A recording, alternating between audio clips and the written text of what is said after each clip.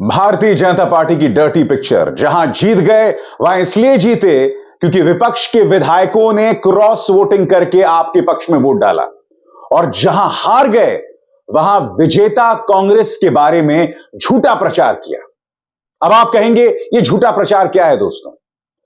कर्नाटक में कांग्रेस के एक प्रत्याशी की जीत होती है, उनके समर्थक उनका नाम लेकर नारे लगा रहे होते हैं। नारे क्या लगाए जा रहे होते हैं? नसीर साहब जिंदाबाद। मगर भारतीय जनता पार्टी एक झूठ फैलाती है कि दरअसल नारे क्या लगाए जा रहे हैं? पाकिस्तान जिंदाबाद। और यह झूठ कोई और नहीं दोस्तों, वो व्यक्ति कह रहा है जो इस देश का आईटी मिनिस्टर है, इंफॉर्मेशन टेक्नोलॉजी मिनिस्टर है, जिसकी जिम्मेदारी है कि सोशल मीडिया पर जो भी झूठ फैलाएगा उस पर किस तरह से काबू पाया जाए, उस पर अंकुश पाया जाए। मगर आईटी मिनिस्टर ही कथित तौर पर भ्रम फैलाते हुए दिखाई देते हैं। दोस्तों, उत्तर प्रदेश में क्या हुआ, हिमाचल में क्या हुआ, उसकी हम चर्चा करेंगे। मगर सबसे पहले भारतीय जनता पार्टी की डर्टी पिक्चर आपकी स्क्रीन पर दोस्तों, यह है राजीव चंद्रशेखर। जैसे कि मैंने बताया, ये देश के आईटी मिनिस्टर हैं और ये किस तरह से भ्रम फैला रहे हैं, क्योंकि उनके इस दावे की जांच की गई और ये जो दावा कर रहे हैं वो गलत पाया गया। राजीव चंद्रशेखर क्या कह रहे हैं? अंग्रेजी में बयान है, उसका हिंदी में अनुवाद करूंगा। वो कहते हैं, Rahul's Congress has elected as MP Rajya Sabha sitting MP Nasir Hussain, who is political secretary of Khadge. Listen to what the supporters of this Congress MP are shouting inside the Vidhan Saudha building after his election. Pakistan Zindabad. Shameless and dangerous appeasement politics of Rahul's Congress, even as he is on his Bharat Todo Yatra. यहां पर राजीव चंद्रशेखर यह दावा कर रहे हैं कि नासिर हुसैन जो कि चुनकर आए हैं, उनके समर्थक नारा लगा रहे हैं पाकिस्तान जिंदाबाद। वो ये भी कह रहे हैं ये जो व्यक्ति चुनकर आया है नासिर हुसैन, वो कांग्रेस के अध्यक्ष मल्लिकार्जुन खड़गे का सेक्रेटरी रहा है। बड़ा सवाल, क्या वाकई पाकिस्तान जिंदाबाद के नारे लगाए गए? सबसे पहले मैं आपको वो वीडियो दिखाना चाहता हूं जिसका हवाला राजीव चंद्रशेखर दे रहे हैं कि पाकिस्तान जिंदाबाद के नारे लगाए गए। सुनते हैं।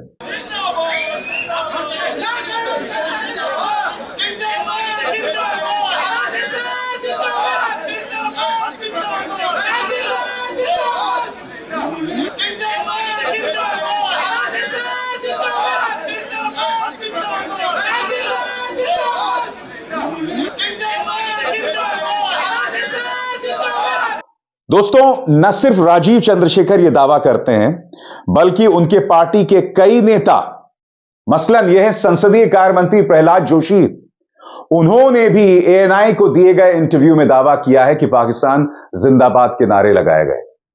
और न सिर्फ यह दावा किया, बल्कि पुलिस स्टेशन में इस बात को लेकर शिकायत भी दर्ज की। यह है तेजस्वी सूर्या। तेजस्वी सूर्या का यह बयान देखिए साहब। ये इन्होंने कन्नड़ा में लंबा चौड़ा ट्वीट किया है और इसका अंग्रेजी में अनुवाद आप नीचे देख सकते हैं। वो ये कह रहे हैं कि the mood of Congress is been revealed again and again. The slogan of जिंदाबाद for Pakistan is been shouted in front of the legislature which protects the constitution, which means that the situation in Karnataka is getting worse. यह आदमी कह रहा है कि पाकिस्तान जिंदाबाद के नारे लगाए गए, जिससे पता चलता है कि कर्नाटक में हर गुजरते दिन के साथ हालात बदतर हो रहे हैं। और सिर्फ तेजस्वी सूर्या नहीं, भारतीय जनता पार्टी कर्नाटक भी यह दावे कर रहा है। यह जो पॉलिटिकल पार्टी है वो भारत की ही नहीं, शायद दुनिया की सबसे धनी पार्टी हो। ये चाहें तो हर दावे का फैक्ट चेक कर सकते हैं। मगर जैसा कि पहले कई बार हुआ है दोस्तों, भारतीय जनता पार्टी के ट्विटर हैंडल्स, उनके मंत्री अक्सर भ्रम फैलाते हुए, झूठ फैलाते हुए पकड़े गए हैं। क्या वाकई पाकिस्तान जिंदाबाद के नारे लगाए गए? ऑल्ट न्यूज ने इसकी पड़ताल की है दोस्तों, और ऑल्ट न्यूज ने पाया कि पाकिस्तान जिंदाबाद के नहीं, बल्कि नासिर हुसैन जिंदाबाद के नारे लगाए गए थे। मैं आपको 2 से 3 वीडियोस दिखाना चाहता हूं जिसमें आप सुन सकते हैं कि पाकिस्तान जिंदाबाद नहीं, नासिर हुसैन साहब जिंदाबाद के नारे लगाए गए। पहला वीडियो, दूसरा वीडियो और तीसरा वीडियो, यानी कि दूध का दूध और पानी का पानी। मगर बीजेपी अपनी हरकतों से बाज नहीं आती। जैसे मैंने कहा ना, जहां हार गए वहां विपक्ष को बदनाम करना झूठे दावों के साथ। और इसमें कौन शामिल है?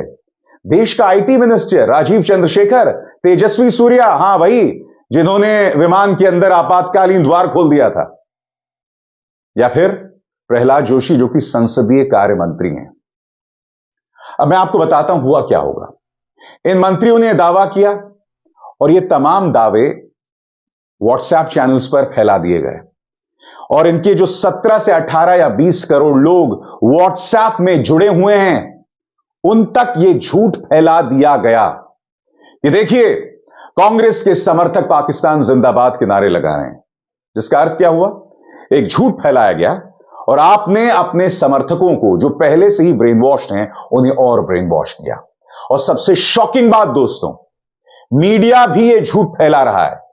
3 चैनल्स, 3 कन्नडिगा चैनल्स हैं। रिपब्लिक कन्नडा, सरकारी चाटुकार अर्नब गोस्वामी का चैनल, एशिया नेट चैनल, ये राजीव चंद्रशेखर का ही चैनल है, आईटी मिनिस्टर राजीव चंद्रशेखर का ही चैनल है, और पब्लिक टीवी, ये तीनों इस मुद्दे को लेकर भ्रामक बयान फैला रहे थे, झूठ फैला रहे थे।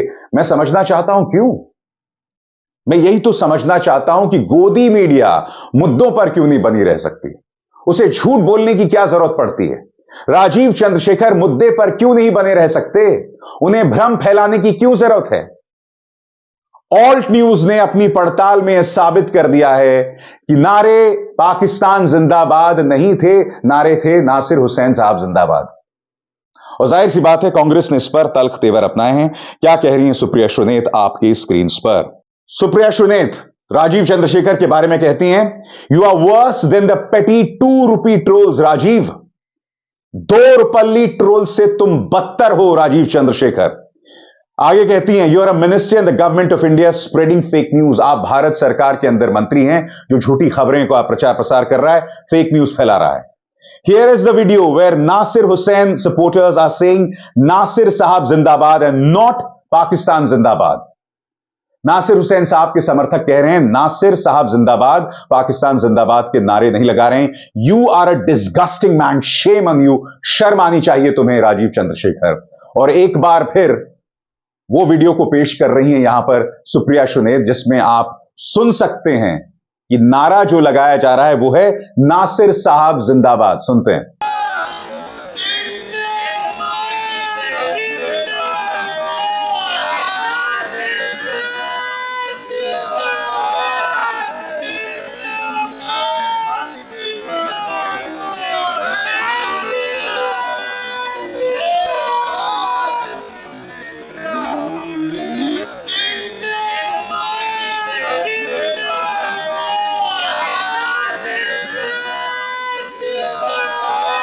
तो मैं आपको 4 वीडियो दिखा चुका हूं दोस्तों। 3 वीडियोस जो ऑल्ट न्यूज ने पेश किए और फिर सुप्रिया श्रीनेत का भी।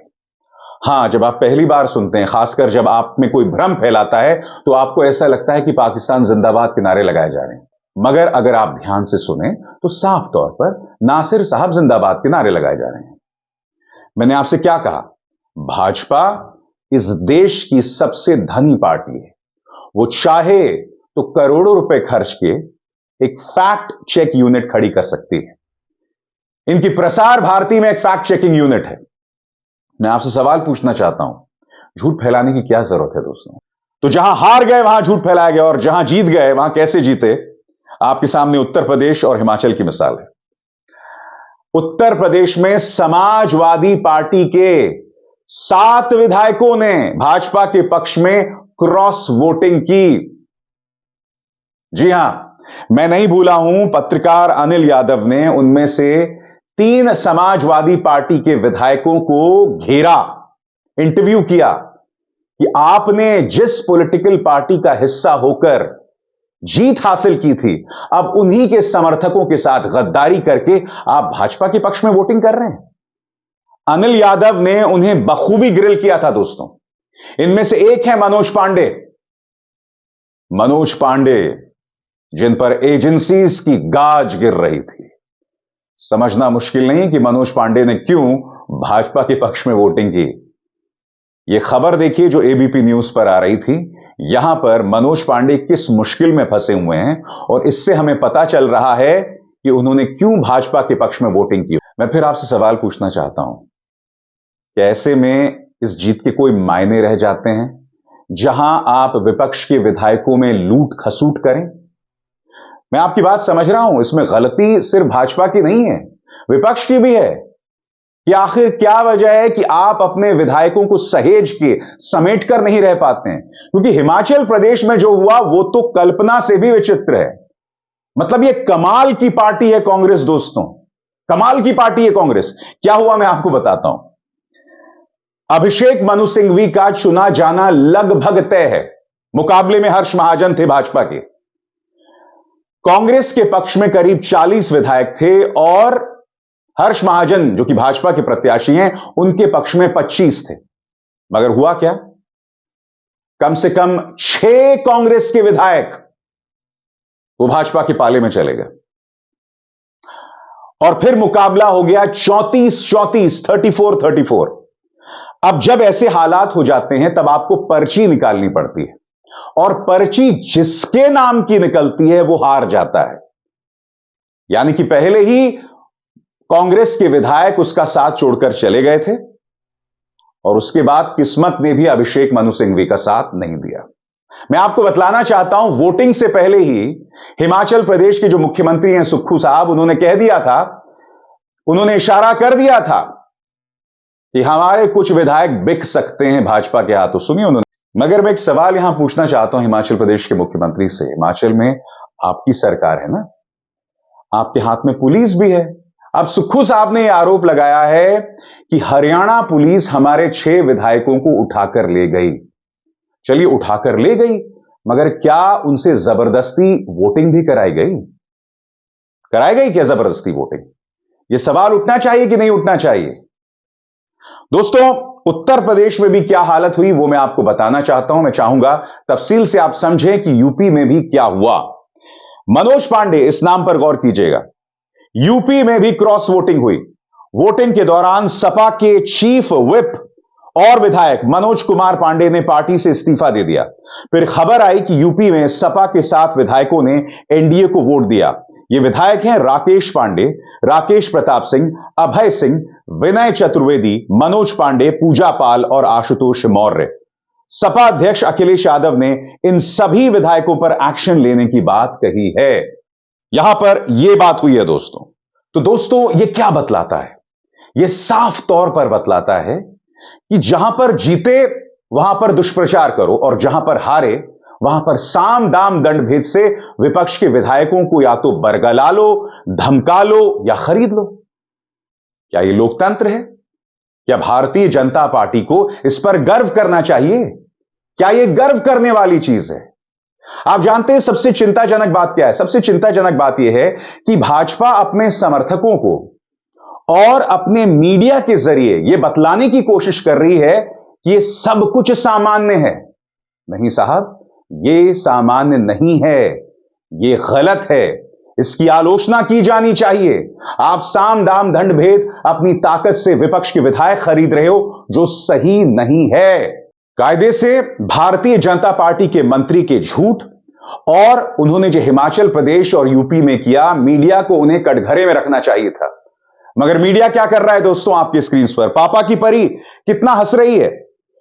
इंडी गठबंधन पर डबल स्ट्राइक, राज्यसभा चुनाव में दिखा 2024 का ट्रेलर, एमएलए ने बदला पाला, सुक्खू सरकार पर संकट आया। आपने गौर किया दूसरी पंक्ति पर, राज्यसभा चुनाव में दिखा 2024 का ट्रेलर। यानी कि अंबानी का यह न्यूज चैनल भी कहीं ना कहीं मान रहा है कि 2024 में अगर भाजपा जीतेगी ना तो इन्हीं तरीकों से जीतेगी, ऐसी ही खुराफात से जीतेगी। शर्म तुमको मगर आती नहीं। आगे देखिए साहब, राज्यसभा चुनाव, विपक्ष में तनाव, गठबंधन का मेला घर में ही खेला हुआ। यकीनन समाजवादी पार्टी और सुक्खू साहब जो हैं वो कटघरे में हैं, मगर जो भाजपा कर रही है क्या उस पर सवाल नहीं उठाया जाना चाहिए? फिर देखिए, अंतरात्मा मोदी की ओर, इस पेन किलर पत्रकार को यह पता होना चाहिए यह अंतरात्मा नहीं है, यह झूठ है, यह झूठ है। इसे अंतरात्मा का नाम मत दो। यह अंतरात्मा तब जागती है जब तुम पर एजेंसीज का दबाव होता है, जब पैसे का प्रलोभन होता है, तब अंतरात्मा जागती है। क्या ऐसी अंतरात्मा प्रधानमंत्री नरेंद्र मोदी की तरफ बढ़ रही है? क्या यह पेन किलर पत्रकार यह कहने की कोशिश कर रहा है? आगे देखिए साहब, अखिलेश देखते रह गए, बीजेपी ने खेल कर दिया। आप देख रहे हैं हर जगह खेल शब्द का इस्तेमाल किया जा रहा है। कहीं पर भी भाजपा की आलोचना नहीं की जा रही है कि खरीद फरोख्त हो रही है, धमकाया डराया जा रहा है। फिर देखिए साहब, राज्यसभा चुनाव में अखिलेश राहुल के साथ खेला, मोदी की 400 सीट इन। आपने गौर किया होगा दोस्तों, भारतीय जनता पार्टी जिन अनैतिक तरीकों से जीत रही है, ये न्यूज चैनल्स खुद कह रहे हैं कि 400 सीटें भी ये इसी तरह से पहुंचेंगे। इत्तेफाकन ये वही वाहियात पत्रकार है जिसने चंडीगढ़ मेयर चुनाव में झूठ कहा था, सरासर झूठ कहा था, और इसमें इतनी बेशर्मी है कि फिर से अपनी शक्ल लेके सामने आ गया। फिर देखिए साहब, तिहाड़ रिटर्न, राज्यसभा चुनाव में अंतरात्मा के खेले का विश्लेषण, हिमाचल प्रदेश में सीएम सुखविंदर सिंह सुक्खू का सुख चैन छिना। आप देख रहे हैं दोस्तों, विपक्ष के खिलाफ तो ये लोग सुपारी लेकर चलते हैं, मगर जब भारतीय जनता पार्टी गलत करती है तो उसे मास्टर स्ट्रोक बताया जाता है। कल्पना कीजिए, प्रधानमंत्री की तस्वीर का इस्तेमाल करके ये मीडिया के गुल्लू और कालू उसे मास्टर स्ट्रोक बता रहे हैं, जिसको लेकर आलोचना होनी चाहिए थी। और रही बात दोस्तों उस मुद्दे की जिससे मैंने कार्यक्रम की शुरुआत की थी, जिसमें राजीव चंद्रशेखर अपने समर्थकों को यह गलत बयानी कर रहे थे कि पाकिस्तान जिंदाबाद के नारे लगाए गए थे। यह पहली बार नहीं है जब भाजपा के समर्थकों ने या भाजपा ने जनता को यह बताया हो कि एक जगह पर पाकिस्तान जिंदाबाद के नारे लगाए गए थे, जबकि नारे कुछ और लगाए गए थे। ऑल्ट न्यूज ने इसको लेकर जबरदस्त पड़ताल की है। सबसे पहली मिसाल उज्जैन में नारे लगाए गए थे काजी साहब जिंदाबाद, मगर यहां पर भी कहा गया कि नारे लगाए गए पाकिस्तान जिंदाबाद। यहां पर एक ताजिया जुलूस निकल रहा था। यही नहीं, गुजरात के कच्छ में ग्राम पंचायत के चुनाव हो रहे थे, यहां पर नारे लगाए जा रहे थे राधुभाई जिंदाबाद, मगर यह झूठ फैलाया गया कि नारे लगाए गए पाकिस्तान जिंदाबाद। फिर देखिए, झारखंड मुखिया प्रत्याशी शाकिर हुसैन का एक जुलूस निकल रहा होता है, वहां नारे लगाए जा रहे होते हैं शाकिर हुसैन जिंदाबाद, मगर भाजपा के समर्थकों ने कहा कि यहां पर भी नारे लगाए गए पाकिस्तान जिंदाबाद। और एक बार फिर ओवैसी की झारखंड रैली चल रही थी, यहां पर भी नारे लगाए जा रहे थे शाकिर साहब जिंदाबाद, मगर जी न्यूज, आज तक, एबीपी न्यूज, न्यूज 18 सब ने कहा नारे लगाए जा रहे थे पाकिस्तान जिंदाबाद। मैं ये समझना चाहता हूं कि भाजपा, उसकी गोदी मीडिया, उनके समर्थकों को पाकिस्तान जिंदाबाद के नारे से इतनी मोहब्बत क्यों है भाई? जहां पर नारे नहीं भी लगाए जा रहे होते हैं, आप लोग ये दुष्प्रचार करते हैं। मैं समझना चाहता हूं क्यों। मुझे लगता है कि जो भाजपा के जो कट्टर समर्थक हैं या जो खुद भाजपा के नेता हैं, उन्हें ये नारे सुनने में अच्छा लगता है। तभी जहां पर नारे न भी लगाए जाएं, वहां पर भी ये झूठ फैला दिया जाता है। क्यों? यह सवाल तो उठेगा ना। बहरहाल ये तो महज शुरुआत है दोस्तों, अभी तो लोकसभा चुनावों को 2 महीने हैं। आप अंदाजा नहीं लगा सकते हैं क्या क्या नहीं होने वाला है, और गोदी मीडिया हर बार उसे मास्टर स्ट्रोक बताएगी। अभिसार शर्मा को दीजिए इजाजत। नमस्कार।